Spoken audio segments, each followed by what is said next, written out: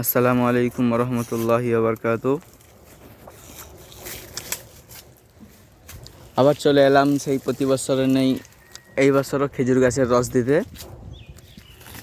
দেখুন, এই যে রস মিস্ত্রি যে রস টাঙিয়েছে গাছ পরিষ্কার করছে। তো আমরা তার সাথে একটু কথা বলবো যে রস টেঙে গুড় তারা কিভাবে তৈরি করে। এখন রস বেরোনো না, এখনই গুড়। রস বেরোবে, তো বেরোনোর জন্যই তো প্রস্তুতি চলছে। রসকে ফুটি ফুটি গুড় করা হয়।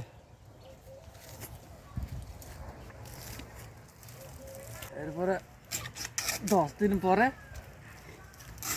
লল দেবো, হাঁড়ি টাঙবো। মাটির হাঁড়ি পাওয়া যায়,